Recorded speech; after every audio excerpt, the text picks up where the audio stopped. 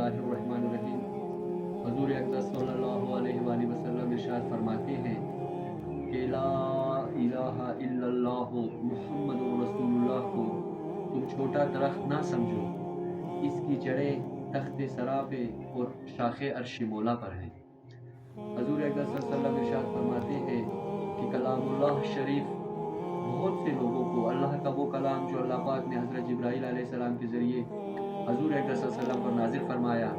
और इस कलाम में अल्लाह पाक ने जो इससे पहले अल्लाह की जितनी आसमानी किताबें अल्लाह पाक की उतरी हैं, तौरात, इंजील, ज़बूर, तो उन सब का निचोड़, जितने अंबिया पर ये किताबें उतरी हैं उन सब का निचोड़ अल्लाह पाक ने कलामुल्लाह शरीफ में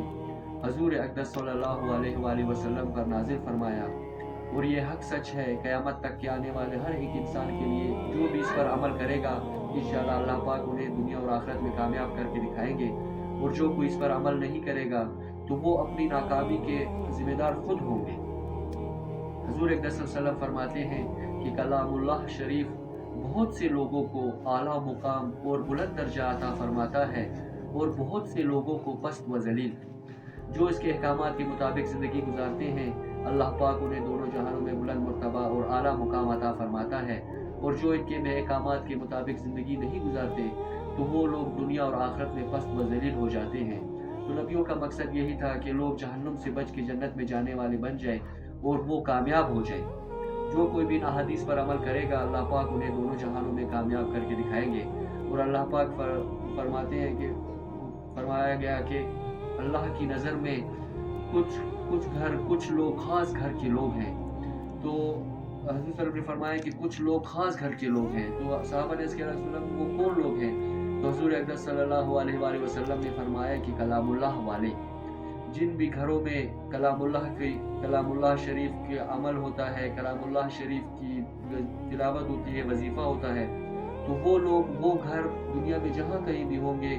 किसी भी मुल्क में होंगे, किसी भी बर आज़म में होंगे, जिस भी घर में कलामुल्लाह शरीफ के ऊपर अमल हो रहा होगा और उसके अहकामात के मुताबिक ज़िंदगी गुजारी जा रही होगी, तो वो लोग, वो घर अल्लाह की नज़र में ख़ास घर के लोग हैं। एक और हदीस में हुज़ूर अक़दस सल्लल्लाहु अलैहि वसल्लम इरशाद फरमाते हैं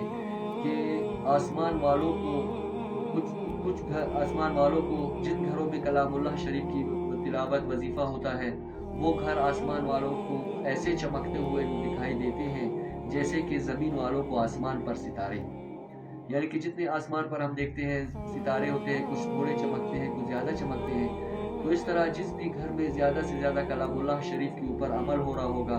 कलामुल्लाह शरीफ की तिलावत वजीफ़ा हो रहा होगा, तो वो घर भी आसमान वालों को इतना ही चमकते हुए दिखाई देंगे जैसे हमें आसमान पर सितारे दिखाई देते हैं। इन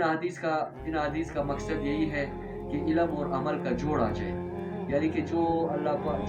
हदीस हम सुने उस पर अमल करें,